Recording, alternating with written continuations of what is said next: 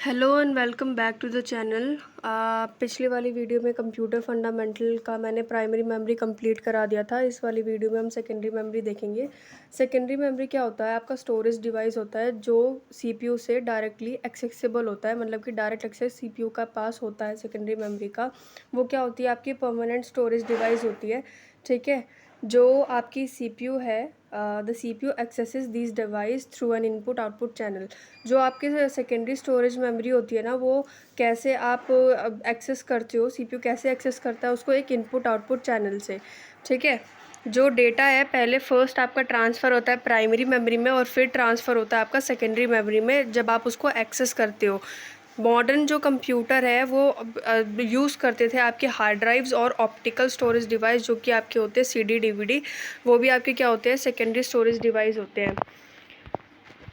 फिर आता है आपका टाइप्स ऑफ सेकेंडरी डिवाइस क्या होते हैं। एक होता है आपका सॉलिड स्टेट स्टोरेज डिवाइस जो कि आप यूएसबी मेमोरी के नाम से जानते हो।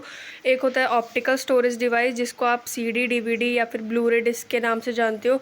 जैसे कि एग्जांपल में ले लो, मैग्नेटिक स्टोरेज डिवाइस होती है जो कि इंक्लूड अपने अंदर लेती है जिप होता है, फ्लॉपी होता है, हार्ड डिस्क ड्राइव होता है, ये आपको होता है आपका मेमोरी, सेकेंडरी मेमोरी। कैरेक्टरिस्टिक पढ़ते हैं सेकेंडरी मेमोरी के क्या होते हैं? These are magnetic and optical memory. जैसे कि पहले हमने पढ़ा कि क्या है, मैग्नेटिक और ऑप्टिकल मेमोरीज होते हैं। ये क्या है? एक नॉन वॉलेटाइल मेमोरी है। जब आपका इलेक्ट्रिसिटी आती है तो वो, और आपका कंप्यूटर चल रहा है इलेक्ट्रिसिटी में, तो वो तो ठीक है। अगर इलेक्ट्रिसिटी पावर चली जाती है तो आपका जो डेटा है वो भी ख़त्म हो जाता है, तो उसको आप क्या बोलते हो? नॉन वॉलेटाइल बोलते हो। आपका जो डेटा है वो परमानेंटली स्टोर होता है कंप्यूटर में, अगर आपकी जो पावर सप्लाई है वो चली भी जाती है तो, ठीक है। नॉन वॉलेटाइल वो होता है अगर आपकी जो पावर सप्लाई चली जाए ना और डेटा आपका वही का वही रहे, उसको आप नॉन वॉलेटाइल बोलते हो। और वॉलेटाइल आप उसको बोलोगे कि आपका जो डेटा है वो चला गया आपकी जब इलेक्ट्रिसिटी चली गई तो, ठीक है। और it helps to store data on a computer. Computer के अंदर डेटा स्टोर करने के काम आता है।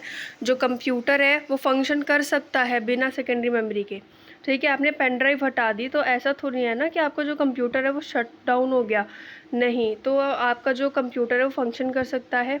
Slower then primary memory, primary memory से बहुत ज़्यादा स्लो काम करता है। और जो एग्जांपल है, ऐसा क्यों बोला है मैंने, क्योंकि जो सेकेंडरी मेमोरी होती है ना वो बहुत बड़ी बड़ी होती है।